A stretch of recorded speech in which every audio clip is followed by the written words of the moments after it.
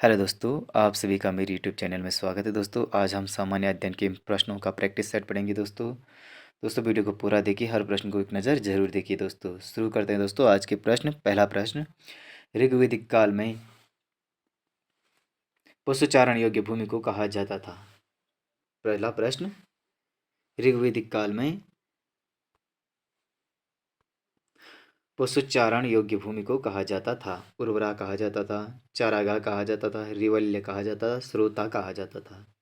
तो ऋग्वैदिक काल में पशुचारण योग्य भूमि को रिवल्य कहा जाता था।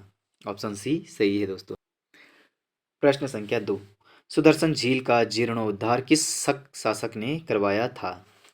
मियांडर, रुद्रदामन, मिडिटस, कुजुल, कंडफिसेस। तो दोस्तों इसका आंसर है ऑप्शन बी, रुद्रदामन ने किया था। सुदर्शन झील का जीर्णोद्धार किस शासक ने करवाया था? तो रुद्रदामन ने करवाया था। दोस्तों ऑप्शन बी सही है। प्रश्न संख्या 3, बीजक नामक पुस्तक की रचना किसने की थी? रामानंद ने की थी, कबीर ने की थी, गुरु नानक देव ने की थी, दादू दयाल ने की थी। बीजक नामक पुस्तक की रचना किसने की थी? रामानंद, कबीर, गुरु नानक देव, दादू दयाल। तो इसका आंसर है दोस्तों कबीर ने बीजक नामक पुस्तक की रचना की थी। प्रश्न संख्या 4, किस युद्ध के बाद अंग्रेजों ने पंजाब राज्य को अपने साम्राज्य में कर लिया था? प्रथम आंग्ल और मराठा युद्ध, द्वितीय आंग्ल और मराठा युद्ध, प्रथम आंग्ल और सिख युद्ध, द्वितीय आंग्ल और सिख युद्ध। तो इसका आंसर है प्रथम आंग्ल और सिख युद्ध। ऑप्शन सी सही है। प्रथम आंग्ल सिख युद्ध के बाद पंजाब को अपने साम्राज्य में मिला दिया था अंग्रेजों ने।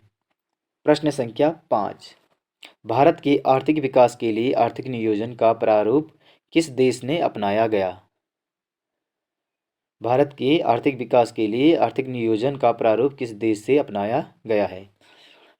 ब्रिटेन से, सोवियत संघ से, चीन से, यूएसए से। तो इसका आंसर है सोवियत संघ से। ऑप्शन बी सही है।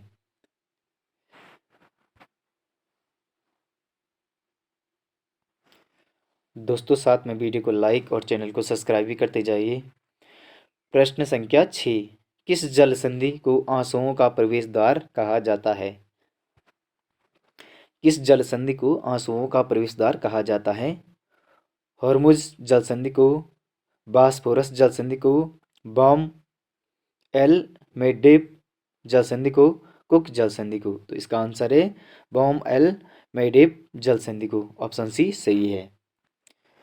प्रश्न संख्या 7, सर्वाधिक ऊंचाई पर स्थित टीटीकाका झील किन दो देशों के मध्य स्थित है? पेरू और चिली, पेरू और बोलोविया, चिली और बोलोविया, पेरू और उरुग्वे। तो इसका आंसर है पेरू और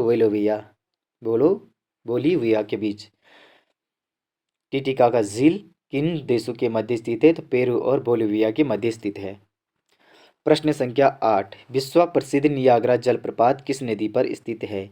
Mississippi, Mackenzie, Colorado, Saint Lawrence. तो इसका आंसर है सेंट लॉरेंस में स्थित है। नियाग्रा जलप्रपात किस नदी के पर स्थित है? तो सेंट लॉरेंस नदी पर स्थित है नियाग्रा जलप्रपात।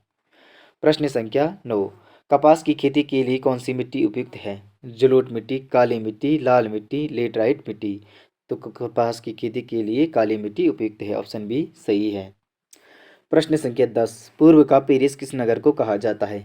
केरल, कन्नौज, जयपुर, कोची। पूर्व का पेरिस किस नगर को कहा जाता है? तो जयपुर को कहा जाता है। ऑप्शन सी सही है। प्रश्न संख्या 11, प्रांतों में द्वैत शासन का अंत कब किया गया? ए भारत शासन अधिनियम 1935, भारत शासन अधिनियम 1991, भारत परिषद अधिनियम 1909, भारत परिषद अधिनियम 1892।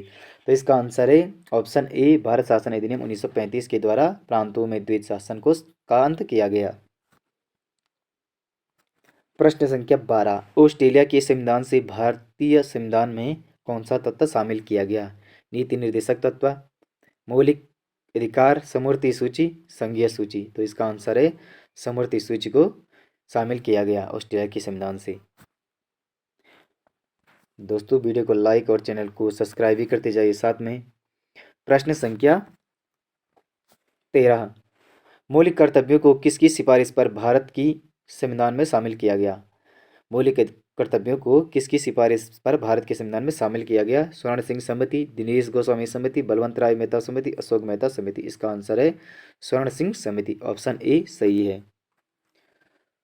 प्रश्न संख्या 14, कौन सा अनुच्छेद मंत्रिपरिषद की नियुक्ति तथा पदच्युति को विवेचित करता है? अनुच्छेद 70, अनुच्छेद 72, अनुच्छेद 74, अनुच्छेद 75। तो इसका आंसर है अनुच्छेद 75, ऑप्शन डी सही है। कौन सा अनुच्छेद मंत्रिपरिषद की नियुक्ति तथा पदच्युति को विवेचित करता है? तो अनुच्छेद 75, डी आंसर सही है। प्रश्न संख्या 15, भारत के कितने राज्य में द्विसदनात्मक मंडल है? 5, 6, 7, 12। तो इसका आंसर है ऑप्शन सी, 7 राज्यों में द्विसदनात्मक मंडल स्थित है। प्रश्न संख्या 16, निम्न में से जायद की फसल है? कपास, गन्ना, तिलहन, हरी सब्जी। तो इसका आंसर है गन्ना, ऑप्शन बी सही है। प्रश्न संख्या 17, भारत में सर्वाधिक बार बजट पेश करने वाले मंत्री कौन थे? मनमोहन सिंह, यशवंत सिंह, मोरारजी देसाई, पी चिदम्बरम। तो इसका आंसर है मोरारजी देसाई, ऑप्शन सी सही है। सर्वाधिक बार इन्होंने बजट पेश किया था। प्रश्न संख्या 18, कामाख्या मंदिर भारत की किस आधुनिक राज्य में स्थित है? मेघालय, मणिपुर, बिहार, असम। तो इसका आंसर है असम राज्य में स्थित है। कामाख्या मंदिर कहाँ स्थित है? असम राज्य में स्थित है। प्रश्न संख्या 19, पोंगल किस राज्य का चर्चित पर्व है? तमिलनाडु, केरल, कर्नाटक, आंध्र प्रदेश। तो इसका आंसर है तमिलनाडु का, ऑप्शन ए सही है। प्रश्न संख्या 20, भील जनजाति कहाँ पाई जाती है? असम, झारखंड, पश्चिम बंगाल, महाराष्ट्र। तो भील जनजाति महाराष्ट्र में पाई जाती है, ऑप्शन डी सही है। प्रश्न संख्या 21, पास्कल इकाई है आर्द्रता की, दाब की, वर्षा की, तापमान की। तो इसका आंसर है ऑप्शन बी दाब की। पास्कल किसकी इकाई है? दाब की। प्रश्न संख्या 22, किसी वस्तु का भार उस समय न्यूनतम होता है जब उसे रखा जाता है उत्तरी ध्रुव पर, दक्षिणी ध्रुव पर, विषुवत रेखा पर, पृथ्वी के केंद्र में। तो पृथ्वी के केंद्र में, ऑप्शन डी सही है। किसी वस्तु का भार उस समय न्यूनतम होता है जब उसे रखा जाता है पृथ्वी के केंद्र में। प्रश्न संख्या 23, भूरा कोयला के नाम से जाना जाता पीट, लिग्नाइट, बिटुमिनस, एंथ्रासाइट। तो इसका आंसर है ऑप्शन बी, लिग्नाइट को भूरा कोयला भी कहा जाता है। प्रश्न संख्या 24, पिट्यूटरी ग्रंथि कहाँ स्थित है? मस्तिष्क में, अग्न्याशय में, गला में, किडनी में। तो पिट्यूटरी ग्रंथि कहाँ स्थित होती है? मस्तिष्क में होती है, ऑप्शन ए सही है। प्रश्न संख्या 25, मनुष्य के शरीर में मुख्य नाइट्रोजनीय अवशिष्ट कौन सा होता है? यूरिया, अमोनिया, यूरिक अम्ल और अमोनियम नाइट्रेट। तो इसका आंसर है ऑप्शन ए यूरिया। मनुष्य के शरीर में मुख्य नाइट्रोजनीय अवशिष्ट कौन सा है? तो यूरिया है, ऑप्शन ए सही है। दोस्तों वीडियो अच्छी लगी, वीडियो को लाइक, चैनल को सब्सक्राइब भी करिए दोस्तों, और कमेंट भी करिए दोस्तों।